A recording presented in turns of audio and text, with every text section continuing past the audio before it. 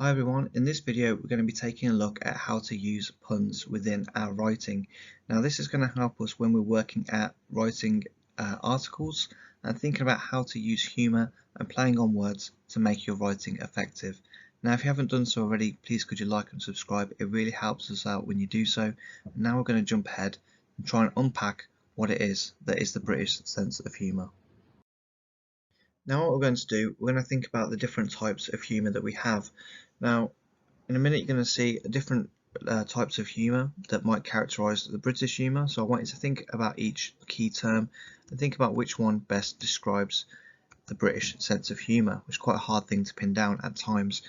So we have things like dry, we have puns, we have aggressive humour, we have slapstick, and then we also have sarcastic humour as well. Now if you want to pause the video here and go through it at your own leisure, please feel free to do so. We're now going to jump ahead and go through the answers in the next part. Class feedback. Check your understanding against the answers below. So what we have here is we have the typical country that you get this type of sense of humour, and we also have the kind of characteristics that go with it as well. So we have then in Britain, we have quite a dry, sarcastic sense of humour, and we also use a lot of puns. If you're not too sure what we mean by this, we're going to go through it in more detail. When you go to France, you have what is known as slapstick comedy. Now this is more like when someone trips over and it's considered to be comical, right? So very much kind of obvious and straightforward. Whereas the British sense of humour is a little bit underhand. You have to really kind of understand the meaning behind what they're really trying to say, and really try and think about the explicit and the implicit information at the same time. For American, we also have quite aggressive humour. Now this doesn't mean that they're directly being horrible to someone, but often with this kind of humour we have things where it's aimed at a specific target. So this will be if you watch a TV show like Friends, for example. Many of their situations have them sitting around and they'll make jokes at other people's expense. And it's kind of part humour, part of a friendship thing as well. It's things that are supposed to be taken as a joke. So when we focus on the British sense of humour then, we're thinking about it being dry, sarcastic and puns. Do you know any British jokes already? Is there any that comes to mind? Again, if you've got any that are good examples, then please feel free to share them in the comments as well. It'll be good to see how we get that sense of the British sense of humour. So within this video lesson then, what we're going to go through is you'll be able to recall what a pun is, understand how puns are used with British humour, and finally apply your understanding to see how these are used in article writing. So article writing is going to be very important. It's one of the fundamental things that you need to learn before the writing assessment. So it's really important you see how we use a pun to actually include things like headlines and subheadings in our writing. So what is a pun and how are they used? So a pun is basically a joke that exploits the different possible meanings of a word, or the fact that there are words which sound alike but have different meanings. How are they used? So puns are often used to create humour within writing. They can also hint at hidden meanings with the rest of the text. Now the key term that we're actually focusing on here is called homophone. So when you think about what a pun is, and it plays on the fact that words have double meaning, we have to think about words that sound the same. Homophone literally means sounding the same, but having different meanings as well. So that's what a lot of it comes down to with British humour. And sometimes if you don't know the full extent of how the word may be interpreted, because it can be interpreted in more than one way, then that's going to mean it might be harder for you to understand the pun or the joke that is being made. Now what we're going to do is take a look at some typical jokes, and we need to think about how puns have been used to create a sense of humour. So these are all very typical, stereotypical jokes you might get within the UK. So if you think about the first one, did you hear about the restaurant on the moon? I heard the food was good, but it had no atmosphere. So you'll notice with this one there that they're not jokes that are going to make you laugh out loud necessarily. You might get a slight chuckle or a slight smile, but the key thing to focus on here is the fact that we have a double meaning with the word atmosphere. So atmosphere, of course, is the kind of feeling or the mood of a place, but it also represents the lack of actual substance that you get when you're on the moon. Okay, so it's playing on the words there. Number 2.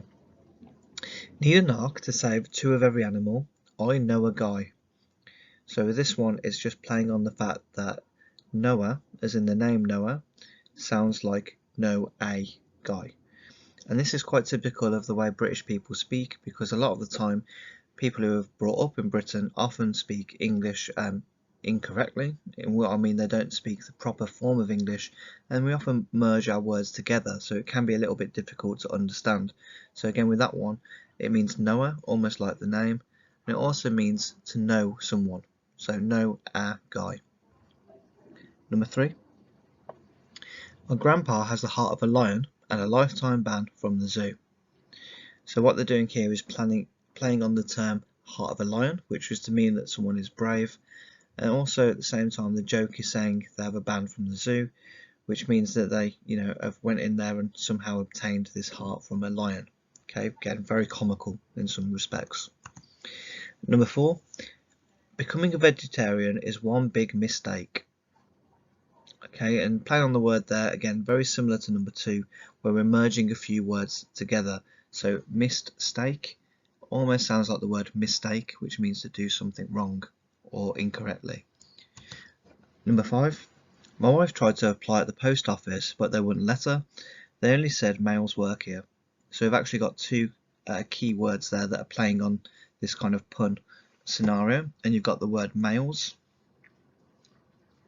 which actually means about male, like you get in a post office, and then also play on the fact that it sounds like male and female as well. And also letter and let her, as in let her would be 2 separate words and letter is 1.